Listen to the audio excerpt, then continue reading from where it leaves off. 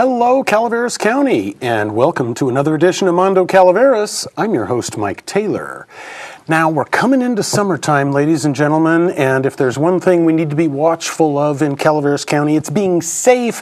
And who better to talk with than Calaveras County Sheriff Rick DiBaslilio? How you doing, Thanks Mike? for being here, Sheriff DiBaslilio. Absolutely. Glad to be here. Hey, before we kind of get into summer and what your department is getting into, the beginning of June, when we're filming, is, well, it's always budget time. So how's the Calaveras County Sheriff's Office doing? Well, we'll find out. We go to budget hearings next week. So I'm looking at getting more vehicles to get rid of some of the older vehicles that have 250,000 miles on them. Gosh. Trying to pick up a new position so that our response times go down in the county. So obviously more cops means more cops. Sure. So I think we're doing okay. We're going to put another 5 into the police academy. Oh, great. To keep that rotation going. We always have people leaving, and hopefully adding more positions will help too. Yeah. So it's always an uphill battle this time of year. Yeah. And then what happens? You get to August, and that's when you actually, now that you know where the ducks are laying, you know how to organize everything? Yeah, it's actually in September is when the budget's final. Oh, sure. So we have a pretty good idea. But July actually is the preliminary. Okay. It gets us where we need to go. September is just when they finalize it, but we pretty much have a good idea come July. Are we turning the corner yet in the county here with regard to retention of new officers? Absolutely. I've got 9. Well, we sent 9 to the academy. Wow. And unfortunately, one of them, the day he got done with the academy, he put in his resignation papers. Oh my gosh. Decided it just wasn't quite what he wanted to do, which is good. I would rather have him do it now as opposed to 6-8 months, a year down the road. Sure. So it was good for him to make that decision. But we've got 8 guys on the training program right now. Okay. And that's training here in Calaveras County? They're correct. They do 6 months in the academy. Oh. They graduated the academy back in March, so they will do 3 or 4 months worth of training with deputies in the county. So a lot of people may see 2 people in a car, and that's why, because they're usually trainees. Oh, great. So they learn the ropes, they learn the county, they learn where all the hospitals are, the schools, and everything. So it's very intense for them, especially for the few that come from out of the county. Sure. A lot of these guys are in the county, but they might have grown up in Valley Springs. They don't know Arnold. They don't know Arnold. They don't know West Point. That's it. This is an expansive county, it feels like, isn't it? Well, 1,100 square miles. It's a big county. Yeah. So, but anyhow, we get them through the training program. The 8 that we have on will be off the training program at the end of June. So come July, which is when we do our shift change, you're going to see I won't say an abundant, but you're going to see an increase of patrol staff out on patrol because we'll be able to fill some holes that we have unfilled right now. And then we've got 5 in the academy right now. They will graduate about the middle towards the end of August. And then they'll be on the training program again for another 3 to 4 months, and then you'll see, so by December you'll see some more. But we have some guys that are leaving too. Leaving, I got one going to Butte. He's been commuting from Butte County to here. Oh my gosh. That's a long drive. That's a haul. He lives in Paradise, and the fire pretty much up there really hit them I had hard. relatives up there many years ago, but seeing how that city was just eliminated. Yeah, well, his wife and kids are up there, so he's going back up there, and I don't blame the guy. Good for him, I have a kid that's going to be going down to Oakdale, and we just had a young man leave and go to Tracy or Hayward. Okay. So you always have that attrition. Do you find that the new officers, men and women, do they like this sort of more rural kind of law enforcement, or are they looking for the fast-moving, I'll say it, more dangerous metropolitan kind of an assignment? We're really focusing on in people that are from the county. Oh, great. Kids that grew up in the county, they have the roots here. Sure. They know the county. That's why I say they might, live in Valley Springs. They might not know the Arnold area, but they have a better chance of staying within the county. Definitely. Not always an option, so we do have other people from outside the county, and some of them do. Some of them get up here and they find out that they're not going call to call, that they have to be a little more proactive on themselves. So it takes a little bit more work, and a lot of people don't like work. A lot of people want to just look at the computer and say, okay, I have to go here. I have to go there. I get done, now I know I have to go over here. So it's kind of laid out for them, and a lot of them don't like the fact, as you well know, that your backup could be 10 or 15, 20 minutes away. It's quite a ways away. You get down the city and your backup's 2 or 3 minutes away. Big difference, if even that sometimes. Yeah. So it just, a deputy as opposed to a police officer is different in the sense that a police officer works in a smaller area, so you have more guys available to you to help you. Sure. Whereas in the county, you're kind of sometimes on your own. You need to change the way you look at and do things. Yeah. You know, think about it. We have a female officer, a female that's 125 pounds. She's 5'6" tall, and she comes to deal with you and I. Yeah. She's going to change her tactics a little bit. I personally am not going to challenge a law enforcement officer, You but know I what I know mean. there are some characters out there who might. So. You know what I mean. You bet. As we're making our way to summer, I just realized, we passed through the Calaveras County Fair, and it sounded to me like folks were behaving themselves during that weekend, were they? They actually did very well, but you got to remember it was also raining. Yeah, that's true. So it Yeah. detoured, unfortunately, it detoured a lot of folks from coming up. But the fair in the past probably 15 years has actually been pretty reasonable. We haven't really had a lot of problems. It's really family orientated. Yeah. We don't get the bikers like we used to get, which is good.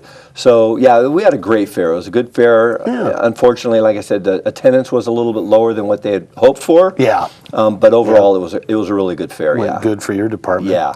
Now, as we're getting into summer, I know folks are still out there growing, so let's touch on that darn cannabis issue again. Are the folks that are still out there, are they people who were going to be bad actors no matter what happened?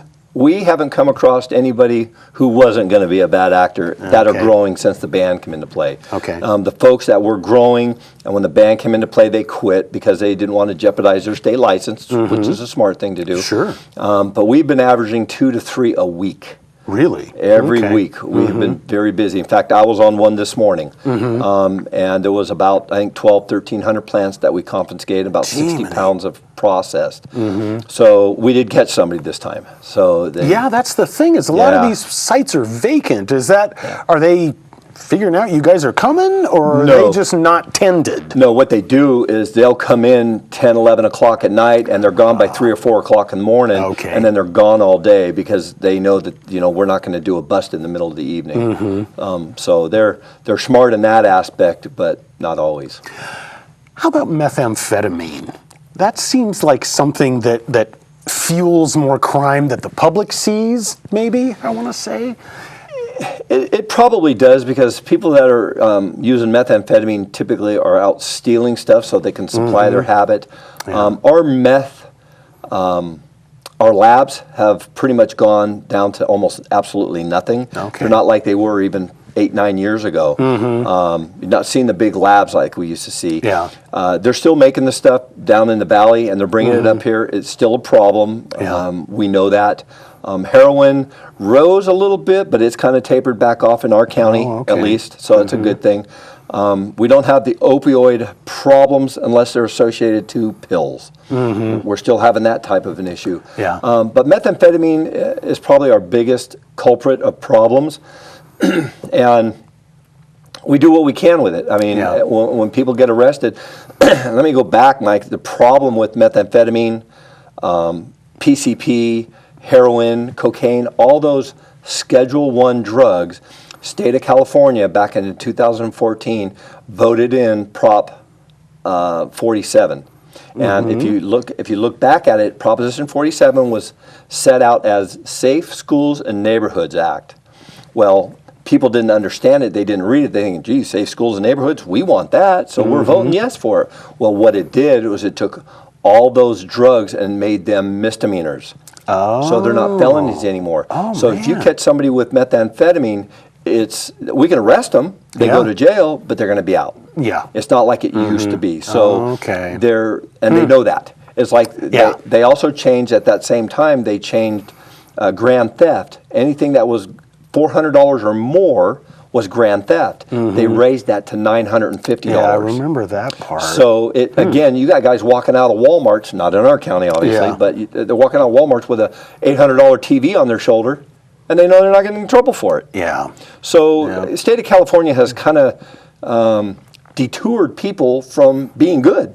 Yeah. They've encouraged it by changing laws. I'll say it for you, Sheriff. The voters in the state of California have made that choice. So well, but a lot of them, and I got to support the voters, and I don't think that they thoroughly understood what they were doing. No. Because anybody, and my wife, she read that, and she said, Safe Schools and Neighborhoods Act, I'm voting for that. I Definitely. said, did you read it? It's all in the naming. Yeah, good advertisement. Yep. So they did a good job on that one. So, well, now moving to the summer, Sheriff, it gets warm. People get out to the water, and we've got tons of water in Calaveras County, whether it's rivers and streams or it's the lakes and reservoirs that all of us enjoy. Your department has a pretty good size, I'll call it a water division, don't you? well, not really. Oh, not really? As big Not as I would anymore? like it Okay. to be. Okay. Years ago, we were using extra hires to work the lakes. I see. Right now, I have 2 deputies that work the lakes. We just picked up a new boat from State Boating and Waterways. Oh, nice. It won't be delivered until sometime around mid-July, I think. But we cover Hogan. We cover we cover Hogan part-time. We cover Comanche full-time. We cover Maloney's full-time. But the Maloney's deputy is not on the water. They have rangers that cover that. We cover the campgrounds and stuff. And then we have one for, what did I say, Comanche, Hogan. Yeah, Pardee. No, we don't cover Pardee. None of that, No, okay. 'cause that's actually in Amador County. Yeah, okay. But we've got Tulloch. And Tulloch is we have more accidents on Lake Tulloch than we do in the other 3 lakes in our county. Wow. It's that big of a deal. So we pretty much try and have a guy on Tulloch all the time, and the other one will work Comanche or Hogan, and then, Comanche or Maloney's, and then once in a while they'll get out to Hogan. Again, the Rangers are out at Hogan too. Now, all of these lakes but Hogan share a border with another county. Do we sort of patrol to a quasi-county line in the water, or do we watch the whole lake? We watch the whole lake as Amador does in Comanche and as Tuolumne does in Tulloch. Oh, okay. So and as Tulloch does in Maloney's. Yeah. So we kind of share that between the two of us. Amador and Tuolumne actually have pretty good size boating and waterways personnel. Again, we just have the 2. We're working on trying to get a 3rd one that will be full-time down on Tulloch. But it's all a matter of money. We're trying to get boating and waterways to help us out there. Help us. My guys have been doing great. Their stats this year have just gone, or last year, went through the roof. So boating and waterways give us a little bit more money, which helps. What's the biggest problem out on the water? People not paying attention to the buoys, the jet skiers doing this. You end up having a lot of accidents, especially down on Tulloch, a small lake.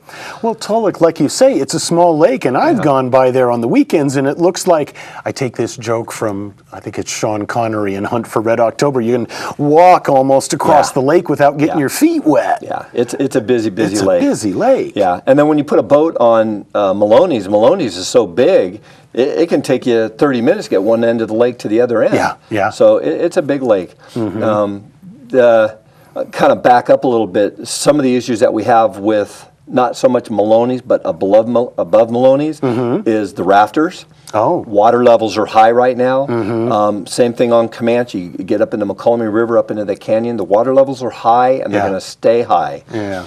So the rafters really need to be careful. They need to make sure that they have either their wetsuits, because that water's cold. Life jackets are a must. We've seen people stand on the edge of those rocks to take those pretty pictures, and they fall in. Yeah. They get washed downstream. So the rivers are real high right now. And that brings in a lot of cold water into the lakes. People just need to be aware of that. Yeah. I know out at Hogan, they supply life jackets. So if somebody goes to Hogan and they don't have a life jacket, they can pick up a life jacket there. We have a life jacket program. So there's ways for people to be safe, and we really want people to be safe out on our lakes and our rivers. Definitely. Now, the other thing Calaveras County has a lot of is vacation homes. And that would seem to me that folks might be just about now kind of showing up to open up the cabin for the summer and find out that over the winter somebody broke in. Do we still have as much of that kind of problem as we have in years past? I will say that the problem has declined. We have our resident deputies now, and I'm looking more at the Arnold area because that's seems like the area that always seems to get hit. Yeah. But we have a resident deputy up there. He attends the fire meetings. He attends any meetings that they have going on up there, any community meetings, neighborhood watch meetings. So he's very involved. Yeah. He's got a lot of the neighborhoods involved in it. So we've seen a decline in those staffs. They are still there. I won't doubt that, but they have gone down considerably. Is that because neighbors' eyes are open? Yeah. The neighborhood watch program is great because there's how many neighbors and there's only one set of eyes driving through. Sure. So it's a huge issue that they have the neighborhood watch programs. But it's gotten better, and you're right. This time of year, people start showing up and they find that their houses are burglarized. Knock on wood. We haven't had an issue in the last couple of weeks. Yeah. Okay. So. Good. And what should folks be doing, kind of looking at that side of summer safety? You're going to go away for vacation, and the house is going to maybe sit there empty for a week. What do you do for that? You can call the sheriff's office and let them know that you want to have a vacation house check done. Oh. And our volunteers, which I boast to no end because they're fantastic. Yeah. If you fill out a piece of papers, just give them your name, a contact number, the dates that you're going to be gone, you turn it in, and our volunteers and deputies will go by your house and do a drive-by. The volunteers will actually get out, walk around your house. They won't go in the backyard or anything. But they'll walk around the house to make sure that all the doors are locked, nothing's broken. So they will do those vacation house checks, as will the deputies. So the volunteers do that program more than anybody. But if a deputy knows that house is somebody's on vacation, they will certainly stop by it also. I know that volunteer program has gotten a lot healthier in the past few years too. Talk about that a little bit. How do folks get involved, and who gets involved in it? Anybody and everybody gets involved. Yeah? I think we're up to 31 volunteers right now. Wow, nice. We have everything from people that have worked for the IRS to attorneys to mechanics to carpenters. We have an array of people. All they have to do is come to the sheriff's office and say, hey, I want to be a volunteer. And they fill out an application and we start the process just like we were hiring them, like we would hire anybody else. Yeah. Still do a background check. They can work in the office. They can be out in a car patrolling, doing the vacation house checks. Okay. They work all of our events, which I know everybody's seen them at the events. There. Absolutely. It's people who want to give back to the community, and it's just being done through the sheriff's office. Yeah. So and that's invaluable. That's a matter of just calling 6500, Yep. 754-6500, and you can ask about volunteering. That's great. You can stop at the main office, or you can go to any of our substations and catch a volunteer and say, hey, I'd like to be a volunteer and get an application. I've kind of personally lost track. Where are our substations now? I know Arnold. Arnold's got the one there at Big Trees Market. Okay. We've got one down in Copperopolis at the Payless Market, kind of back there in the corner. Oh, yeah, that's right. There's one up in West Point, up by the old cemetery. Okay. And then there's the one down in, Copperopolis, the one in Valley Springs by Marvell. Oh, okay. So we got 4 of them. I didn't realize we had 4 of them. Okay. We kind of have 5. Mountain Ranch Community Center. There's a trailer out there that they're using for the community center, and we also are utilizing that as a substation. Have some space there. I think I remembered somebody from the community center up there telling me that, we've got the sheriff's substation back. Yeah. Because I know it had gone away from Mountain Ranch for a little while. Right. So. Well, it used to be in that little shack that was basically right across the street from Senders. Right across from Senders. But there was no restrooms, there was no water. Oh, really? I didn't realize all that. It was just a building. Yeah, it was the perfect sort of little building for a substation. It was. But unfortunately, if you don't have any running water, you got a problem. Yeah, the restroom was the biggest issue. I bet. But we have the one now back out in Mountain Ranch. And Central Fire also utilizes that. I think they have somebody in there now also. Oh, okay, great. So you can stop by and at least touch base with the law enforcement community and safety. And/or fire. You bet. And the one in Valley, the substation we have in Arnold, we co-join with CHP. CHP's in that one, as they are down in Valley Springs also. So We're not always there. You know, Yeah. they'll use it for the restroom, or if they have to write a report, or if they have to meet a citizen to take a complaint or something, or get some information. Sure. It's just a great place to go. And it's a good place to go if people want to do an exchange for, if they're going to buy something off of Craigslist. Oh, good point. Go to front of the substation. We also have a safe spot in front of the sheriff's office that's under video surveillance. Oh, They okay. can I use didn't that, too. realize that. Yeah. Wow. Yeah. That's an interesting concept that I hadn't heard had come around. Yeah. So Oh, yeah. still more to know, folks. Yeah. What does the day for a deputy look like when he or she is going out on patrol? Is it get in the car and just go kind of look for stuff, or are they predominantly going for, you know, calls and they know they're going to be down in the Rancho Calaveras area for a while this morning, or? Well, each deputy is assigned an area. Oh, So okay. if you happen to be assigned to that Valley Springs area, that's where you're going to be working. Valley Springs, Rancho, Burson, Wallace, that whole area. So their day can be anywhere from doing some traffic stops, going by the school and visiting with the kids along with the school resource officer, getting out of their car and visiting with property owner or business owners. That's the goal that they're supposed to be doing. Yeah. And deal with calls for service. Again, we're not like a city. We're not going call to call to call, but then there are days that they are going call to call to Yeah, call. some days you can look at the sheriff's log in the Yeah. paper and see that, holy cow, what happened on Saturday? Yeah, absolutely. Well, and the other thing that they'll do too is, for instance, let's say your house gets burglarized and you realize that, oh, I didn't tell you about my TV that was in my spare room that got stolen. They'll go back out. So they'll be doing follow-up. So Okay. they're very busy. They don't have a whole lot of downtime. That's for sure. I figured that So, much. yeah. What are you looking for in a potential new deputy? Somebody who wants to stay in Calaveras County. I can't blame you for leading with that. That's my goal. I don't blame you a bit. Somebody who wants to help people, because this is a job to help people. Yeah. People, you know, when I got into this profession, everybody says, "Oh, you'd be a great cop," is because I like to talk, and you got to be able to communicate with people. You have to be able to think outside the box, and it's difficult for the younger guys because you have a younger guy who's never been married, never had any kids.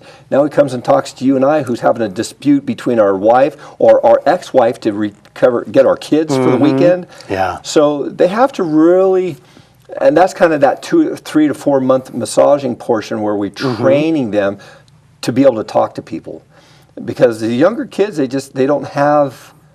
I don't want to say they don't have the mentality, they just don't have the experience. Yeah.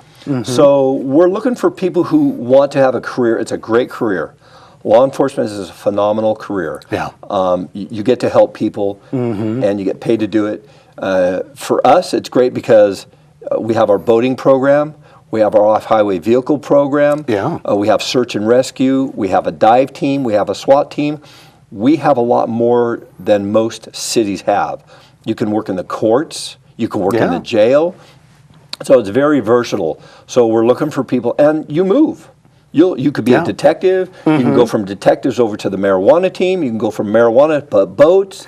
Are those rotations kind of done mandatorily, or is it kind of a, hey guys, who wants to be at the jail next year kind of thing? It used to be 2-year rotation. Oh, okay. We've kind of changed that because of the cost for training. Yeah. To send somebody to be a detective is very expensive, and it's time consuming. So we kind of let them kind of stay there for a while. If they come and say, hey, you know, I'm really starting to get burnt out, I want to try something different, we always have people that want to move. Yeah. So if you say, I'm done with detectives, they'll come to me and say, hey, Rick, you want to be a detective? Like, heck yeah. So we'll swap. So, and we just did a few of those swaps. Oh, okay. Which is good. It gives the guys a new perspective. Again, if you're a computer guy, you're working on computers all day long. If Yeah. you're a mechanic, you're working on cars, you're doing the same thing all day long. Yeah. As a sheriff's deputy in this county, you have multiple places that you can go, and it changes things up so your career doesn't get so stagnant. Sure. Yeah. And they stay on the same sort of steps and columns salary-wise as they move up the chain, right? Correct. Right. If they're a deputy, they can do a certain amount of things. If you're a corporal, you can do a certain amount of things. If you're a sergeant, there's certain things you can do, but there's always overtime. Yeah. We always have overtime. Yeah. And you can go work the concerts at Ironstone. You can go work the fair. You can work the car shows. There's always overtime available. You can go to do a marijuana grow. Yeah. There's always something for guys to do to make a few extra dollars too. Where do you sort of learn most of the information about the illicit activity happening in the county? Is it from members of the public who just kind of, hey, I think my neighbor is, Yeah, that is probably the big. We fly. I won't. We have helicopters we fly in. We have fixed wings that we fly in. But the general public gives us more information than you can actually imagine. Now, speaking of that, I want to ask you one thing, because if there's one thing that in my years in my other career in the newspapers, part of the humor comes from looking at the call logs. Yeah. And you never know what folks are going to dial 911 for. And what I wanted to kind of ask you is there a quick way to tell folks this is a moment to dial 911 and this one is a dial 6500?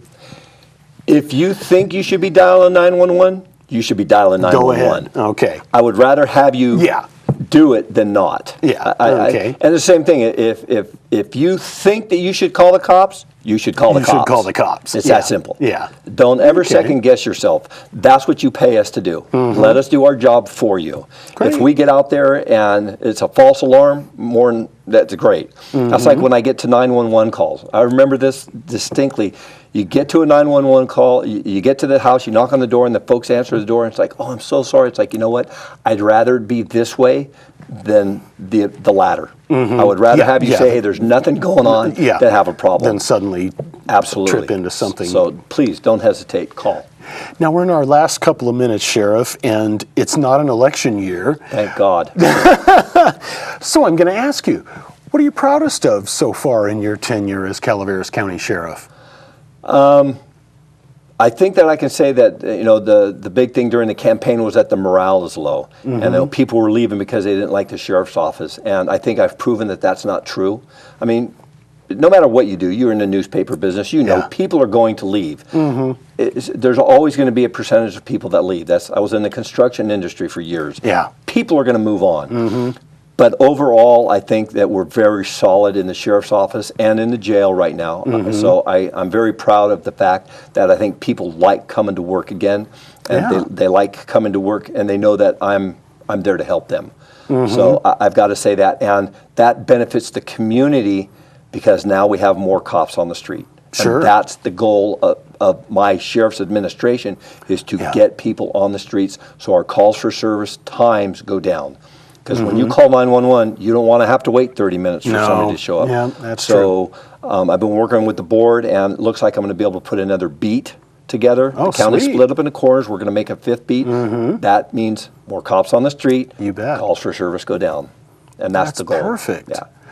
Well, Calaveras County Sheriff Rick DiBaslilio, thank you so much for being here. Ladies and gentlemen, you heard it from here. Just be safe while you're out here this summer, and call the Sheriff's Office if you need any help. If you want to volunteer, it's 754-6500. Until next time, I'm Mike Taylor. Enjoy.